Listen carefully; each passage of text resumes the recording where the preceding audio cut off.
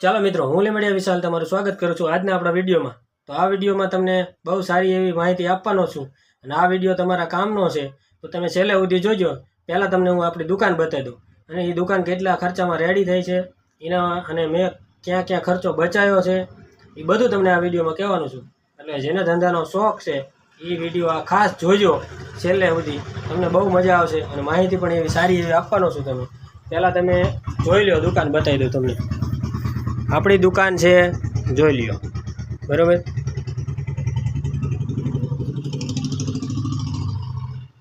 આપણી દુકાન છે 9x15, એટલે બહુ મોટી કહેવાય આપણા માટે. અને શોરૂમ હોય તો એ તો વધારે મોટા હોય. 9x15ની દુકાન છે આ. અને એમાં તમે પહેલાં માલ જોઈ લો બધી બાજુ. આટલો માલ લાખો રૂપિયાનો હોય છે, કારણ કે સ્ટેશનરીમાં વસ્તુ બહુ નાની નાની આવે છે. તમારે એક ખાનું હોય ને આ, એમાં 4-5 હજાર એટલો માલ આવી જાય છે. કારણ કે અત્યારે ખરીદી કરવા જાવી ને તો થોડો એવો માલ 2-3 હજાર 4 હજારનો માલ તો એક જબલામાં આવતા રહે. તમે હાથમાં લઈને રખડતા હોય, તમને એમ થાય શાકભાજીને જબલું લાયા તમે, એટલા મોંઘવારી થઈ ગઈ છે. અને ઘણા બધા મને પૂછતા હોય છે કે તમે કઈ રીતે દુકાન ચલાવો છો, કઈ રીતે તમે આ બધું સેટિંગ કર્યું અને કઈ રીતે તમે ધંધો તમારો સેટ કર્યો. તો આપણે ક્યાંય પહેલાં બિઝનેસ કોઈ કર્યો જ નથી. આપણા ફેમિલી બેકગ્રાઉન્ડમાં કોઈ પણ ધંધો નથી કરતા. આપણે કરીએ છીએ અને આપણે બધું હાથે શીખ્યા છીએ ધીમે ધીમે બધું. એટલે કેવું છે આમાં, ઘણા કહેતા હોય કે તમે કેટલું રોકાણ કર્યું. તો પહેલાં તમને ખાલી આ ટેબલ ઉપર જે મશીનરી દેખાય ને અહીંથી સીધી, આ બધા મશીન જ છે. કચરું આવે છે એના હિસાબે મેં ઢાંકીને રાખ્યા. આ પડદો તો આપણે માર્યો છે ઠેઠ સુધી, પણ તોય ધૂળ તો આવતી જ હોય. અને આ બધા મશીન રહ્યા ને, કલર પ્રિન્ટર ને એવા બધા છે, એટલે ઘણી બધી ધ્યાન રાખવી પડે આને, નકર ખર્ચો માથે પડે, તમને ગરમ પડે એવો ખર્ચો આવે. આ કોમ્પ્યુટર છે, ઓલું CPU, ઓલા 2 પ્રિન્ટર, ઓલું લેમિનેશનનું. નીચે તમને 25 કિલોનું મશીન દેખાય, બોક્સ પેકિંગ, એ ટી-શર્ટ પ્રિન્ટિંગનું છે. સામે તમને દેખાય, સામે નજર કરો એટલે એ કપનું મશીન છે. સામે બીજું દેખાય એ ફિંગરપ્રિન્ટનું મશીન છે. આ મશીન જ તે બધા ગણો ને તો 1 લાખ રૂપિયાના છે. તમારે જો દુકાન કરવાની હોય સ્ટેશનરીની, તો પહેલાં તમારે આમાંથી કોઈ વસ્તુ તમારે નથી લાવવાની.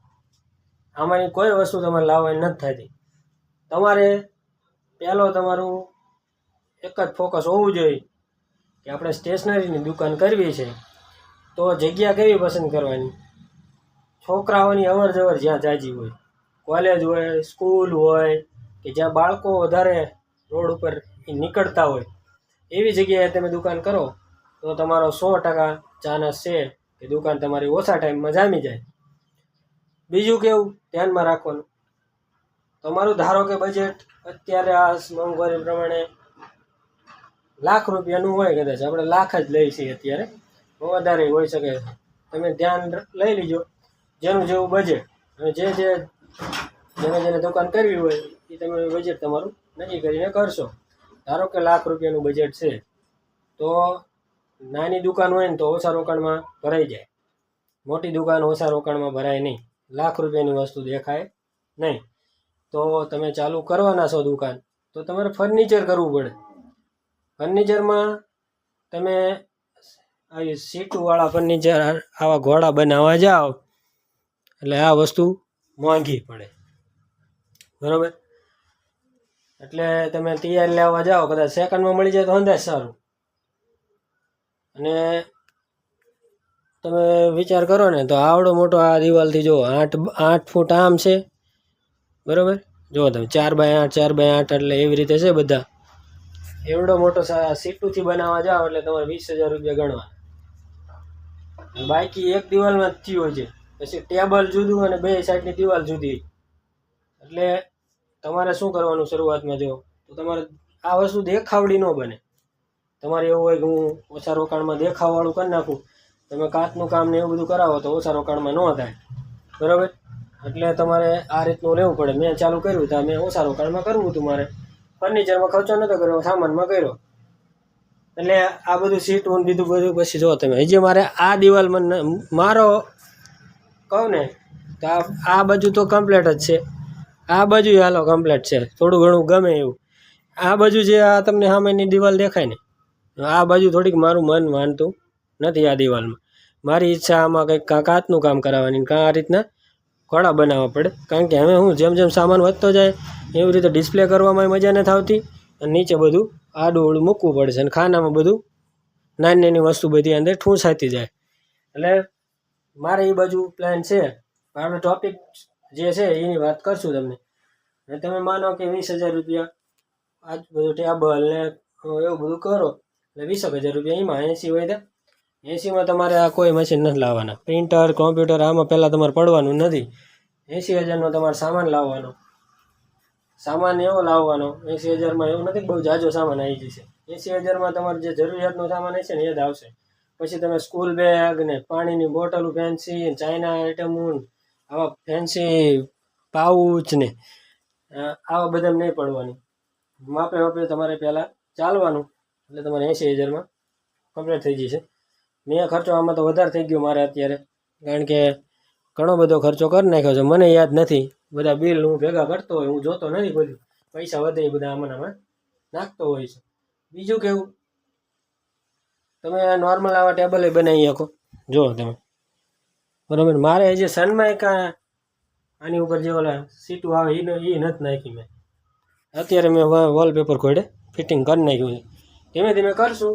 આ તો મારી શોપની વાત છે, તમારા પછી તમારા બજેટ પ્રમાણે કરવાનું. પછી આવી બધી તમે થોડીક ધ્યાન રાખશો એટલે તમારા 1 લાખનું બજેટ હોય તમારો ધંધો ચાલુ થઈ જશે. હવે પછી તમારા ધંધાને આગળ લઈ જવા હાટું તમને બધી વસ્તુની જરૂર પડે તો એ બધી વસ્તુ તમારે પછી લાવવાની. બધી વસ્તુમાં કેવી વસ્તુ બરાબર, કોમ્પ્યુટર ને પ્રિન્ટર ને આ તો તમારે જ્યાં માંગ હોય કે ભાઈ આપણે ઝેરોક્સો હાલે છે, ફોટા ને ભાઈ એવું બધું કરવું હોય તો તમારે લાવવાનું. બાકી તમારે આ પછી બધું કરવું પછીની વાત છે બરાબર, લેમિનેશન ને એ બધું. એટલે આવી રીતે તમે કરો તો તમારે ઓછા રોકાણમાં થઈ જાય. બાકી તમને કોઈ એમ કહેતું હોય કે તમે 30,000માં ચાલુ કરી નાખો તો 30,000માં કાંઈ ન થાય અત્યારે. એટલે એવી ખોટી અફવામાં નહીં આવવાનું. ને મેં તમને મારું કીધું એ રીતે મેં. અને પાછું ચાલુ કઈ રીતે કરવાનું કે નાની આઈટમથી ચાલુ કરવાનું, કે 10 વાળી 10 આઈટમ, 20 વાળી 10 આઈટમ, 30 વાળી એવી રીતે, બહુ 40 વાળી. પછી બહુ શરૂઆતમાં બહુ 100 150 ને એવી 200 ને 250 ને એવી આઈટમમાં નહીં કરવાનું. વસ્તુમાં નાની વસ્તુમાં રહેવાનું. એટલે તમારે શું થાય, તમને એક અંદાજો આવી જાય. અને શરૂઆતમાં હવે તમને માર્કેટની વાત કરું, તમારે વસ્તુ ક્યાંથી લાવી, માલ ક્યાંથી લાવો, આ બધું કઈ રીતે નક્કી કરવાનું કે તમે તમારા પહેલાં તમારું આજુબાજુનું માર્કેટમાં તમારા આજુબાજુ સિટીઝ હોય અહીંયા પહેલાં ચેક કરવાનું કે શું ભાવ છે. તમને બિઝનેસ ન કરેલો હોય એટલે તમને કાંઈ વસ્તુની ખબર ન પડતી હોય તો તમે શું થાય, છેતરાવ નહીં. નજીક તમે વેપારી પાસે તમે સારા એવા માલ ઉપાડો ને એટલે તમે છેતરે નહીં, કારણ કે તમે અહીંયા પહોંચીને હટાહટ વયા જવાના છો. એટલે છેતરાવ નહીં, તમે શીખી જાઓ પછી તમારે મોટું સિટીમાં જવાનું. અને અમુક પ્રોડક્ટ કેવી હોય પેકિંગ પ્રમાણે ચાલતી હોય. તો નવા તમે હોય એટલે તમારે વેપારી હોલસેલવાળો હોય એને કહેવાનું ભાઈ મને ઓછી ક્વોન્ટિટીમાં આપો, મારે વસ્તુની વેરાયટી કરવી છે. તો તમારે હું જલ્દી વસ્તુ બધી મળી રહે. તમને ગમે વસ્તુના પેકિંગ હોય ને તો છૂટાય મળે. અને ધારો કે હવે તમને હું વસ્તુ બતાવું, આ બંડલ જુઓ 300 પેજના પુસ્તક છે. હવે આ તમારે 300 પેજના છે એટલે 100 આજુબાજુ આનો ભાવ હોય. આવા તમારે 5 ડઝન લો તો ભાવ ક્યાં પહોંચે, તમારું રોકાણ ક્યાં પહોંચે. આમાંથી તમારે કહેવાનું ભાઈ મારે આટલા ક્વોન્ટિટીમાં જો 6 લેવો 12 લેવો, એવી રીતે તમારે વસ્તુ લેવાની. ઓછી કિંમતની વસ્તુ હોય એ જાજી લેવાની, જાજી કિંમતવાળી વસ્તુ હંમેશા ઓછી લેવાની, તો તમારે સેટિંગ થાય. હવે તમે આ વસ્તુ તમને હું બતાવું ને, જો આ પેનું બધી આ બધી ભારેમાં પેનું છે.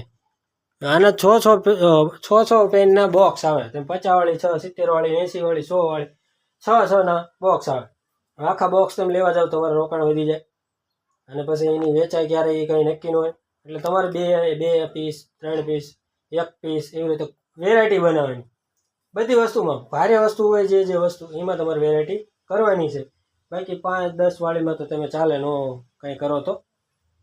એટલે આવી રીતે તમારે આગળ વધવાનું છે. પછી તમારે એરિયામાં જેમ જેમ છોકરાઓ તમારા ગ્રાહક થતા જાય, માંગ વધતી જાય, જેમ તેમ તમને જૂના થાવ એટલે તો ખબર પડવાની જ છે કે આ રીતનું બધું ચાલવાનું છે, આ રીતનું વેચાવાનું છે. પછી તમારે ધંધો વધારવાનો. તમને આ વસ્તુ મારી પાસે કેટલી બધી છે, તોય હું રોજ આવું છું દુકાને. વેકેશન હોય તોય ભલે, વેકેશન ના હોય તો ભલે, છોકરાની સ્કૂલ ચાલુ હોય તો ભલે, મારે કામ હોય ને તો જ હું ઘરે હોય, બાકી હું રોજ અહીં બેઠો હોય. ત્યારે આ બધું થાય છે. અને ઘણું બધું તો પૈસાનું સેટિંગ કરતો હોય હું. હવે તમે બધી બાજુ મારે સામાન જ છે આખી દુકાનમાં. તો મેન કહેવાનું શું, મને શું થાય ખબર, મારી પાસે કાંઈ નથી. એટલે દરેક વેપારી હોય, દરેક ધંધાવાળો હોય, એને આવું જ થતું હોય. માલ આખો દુકાનમાં ભર્યો હોય તો એને એમ થાય કે મારી પાસે કાંઈ નથી. પણ ખરેખર કેવું હોય, તમારી પાસે બધું હોય, પણ જ્યારે શું થાય ક્યારેક ક્યારેક ધંધા મંદી હોય. અત્યારે વેકેશન છે એટલે અમને શું થાય, મેં મંદી છે બરાબર, એટલે અમને રોજ આવ્યું તો કે માલ નથી.